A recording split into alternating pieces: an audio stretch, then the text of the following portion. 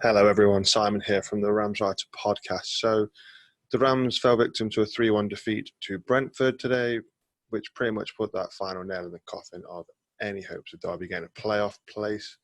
There is still hope. 9 points left to play for. Derby's still only 3 points outside the top six. So it's going to be tight, but I would say Derby need to get wins now against Cardiff, who are currently in sixth, Leeds, who are currently top, and Birmingham, who are somewhere down the mid-table, not really fighting for anything. Yeah. So what do we make of the game?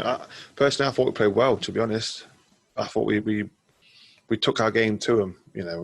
I think the last couple of games have been a bit lackluster, lack of tempo, lack of pace, lack of willingness. You could say yes, no, but yeah, it did feel like that. But today, we seemed to attack Brentford. We weren't scared of them. They're a team that want to come out and attack you. It's great. It normally makes for a good game of football, and both sides are very attacking, very open. And I thought Derby started off well, but then Brentford just showed the quality that they have in their team. Some absolute wonderful football on the edge of Derby County's box. I think it was Ramswriter that got in, took a shot, past Hamer, hits the post, and it falls out to that man, Ollie Watkins, who is just unbelievable. Shock. Derby wanted to sign him, didn't happen because we didn't stump up the money. Goes to Brentford. He's tearing it up. And I thought, here we go. Now we're going. I thought we could be on for a hiding, to be honest. But Derby came back into the game, especially after the drinks break. They showed their fighting character, which we have started to see this season, especially since Christmas. They've got that. They're not just a sort of a roll over now, and they got back into the game. Jason Knight providing the goal, Rooney providing the assist. Some good football again, this time from Derby on the edge of Brentford's box. And then Rooney had a shot blocked, which, ironically, I was begging for him to shoot from outside the box when he had a bit of space against West Brom the other night, and he wouldn't. He did this time. He got blocked, came back out to him, and then I can't remember. I think it might have been Evans who played a ball back. And I might be wrong, I can't remember. But what happened? Anyway, it got into Brentford's box, fell to Rooney's feet, and he played a nice little pass to Jason Knight, who smashed it home from 6-7 yards out, through the keeper. It literally was through the keeper. But you think, we deserve that. Watching the game, you think, yeah, we actually deserve to be 1-1. Got to half-time, 1-1. You think, you know what? I actually felt a bit optimistic at half-time. I thought, we could go out and we can beat these. We can get a win here. But that sort of changed about 6-7 minutes into the second half. Ben Rama, who is phenomenal. You can say what you like. I know they're a rival side, but Brentford are a very, very, very good team, and they look like a team that deserves to go up. If they don't go automatically, then it'd be a shame if they didn't go up through the playoffs. But they look a very, very good side. But Ben Rama again causing problems. Takes a shot from just inside our box. You think, yep, comfortable save for Hamer. Nope, hits Hamer, goes underneath his body and squirms over the line. That, I think, just sucked the life out of Derby. When you can see the goal like that from an error like that, you think, oh, God. And Brentford then switched into another gear, and I think they just dominated from then. And 9 minutes, about 64 minutes, I think it was. Another goal, Ben Rama again. This time, for how poor the second goal was, this one was absolutely top quality. No keeper was stopping this. Right-footed curling effort from the edge of the box, top corner. Thank you and good night. Derby tried. We didn't give up. Kept pressing. Kept trying to get get back into the game again, but it just didn't happen, and we couldn't force them open. They shut up shop well, but there were signs to be, sort of positive. There was some positive signs for me in that game. I thought Sibley probably, very good game again from him. Showed what he can do again. He had that hat-trick against Millwall, and then I think he's sort of gone quiet in the last couple of games. But again, very effective. He was playing a lot closer to Chris Martin, which is good to see. Again, so was Tom Lawrence was back inside. He was playing off Chris Martin and creating spaces. And Martin, when he got the ball, it stuck to his feet. He didn't look isolated. You know, he had bodies around him today, which was a good sign. So there was some good signs. Again, Jason Knight, again, he's not a winger, but he's getting forward, getting up and down the pitch, using his energy well. Obviously got the goal.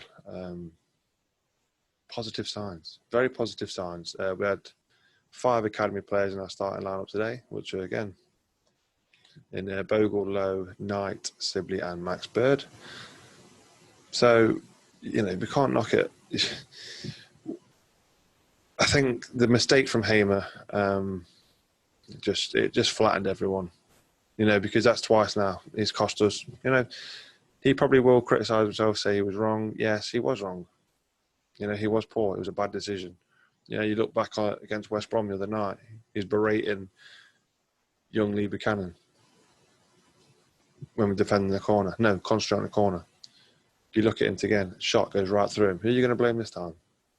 It's your fault. You've got to take the credit. You've got to take the criticism that comes with it. Now, there was, you know, anybody's listened to my podcast over this last year, over this last season, when it's come to the goalkeeping debate, I've tried to stick. Well, to be honest, I've always stuck up for Keller Roos, rightly or wrongly. You know, it's all about opinions. I still think Roos can do a job, and judging by what Koku said after the game, not wanting to discuss the goalkeeping situation, which is what he did after Fulham, when Keller Roos got dropped, I would not be surprised to see Keller Roos back in goal for the last 3 games of the season. As strange as it seems, I know, but we cannot keep losing points for mistakes from a goalkeeper. It's just not on. It really isn't. You know, and I think fans are right to express, you know, their anger at him and whatnot. There's a way of doing it, obviously, a right way and a wrong way, but he was not good enough today. He wasn't good enough against West Brom. I think Sky did a montage of all his mistakes that he's made. This, you know, they've cost goals and whatnot. That's how bad it is.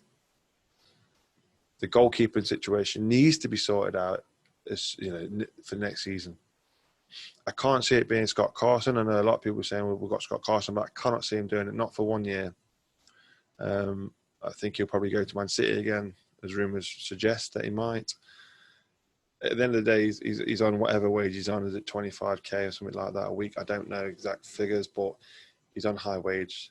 You know, the likelihood is he'll go to Man City, see out his contract there, and do whatever. And, you know, fair enough. We need to bring somebody in, whether it be someone like Michel Vorm that Ryan Conway mentioned on my last podcast. Again, someone that's worked with Philip Cocu at PSV. Yeah, he's 35, 36, but even if it's just to get us up, you know, and get us to the Premier League next season. You know, he's still a good keeper. You know, he's still Premier League quality keeper. You know, could he be someone like that? Again, it's going to be on dependent on wages. So, but the goalkeeper situation needs to be addressed. I will be discussing more about goalkeepers on my next podcast, which I'll be recording on Monday night with Richard Cusack from the Derby and Telegraph. So I look forward to doing that one. But yeah, so that was my review. Brentford for me, very good team, very, very good team. When we played them earlier this season, you know, we were very poor, very, very poor, and we made Brentford look like Barcelona. You know, today we were a lot better, but Brentford probably still the better side on the day. But on another day, with less mistakes, you cut out that mistake from the keeper, Derby could have won that game. I'm very confident they could have won that game. Cardiff now on Tuesday, massive game. You know, if you lose, we drop. If we don't get maximum points there, then that's it. That for me, that's playoffs done. Let's crack on. Let's finish the season, go win it next season. Anyway, guys, thank you for listening. Thank you for watching. Like I said, I'll be recording my pod on Monday. Monday night or Tuesday morning. So keep your eyes for it. Anyway, guys, thank you as always. Remember to like and subscribe. I shall see you next time. Come on, Derby.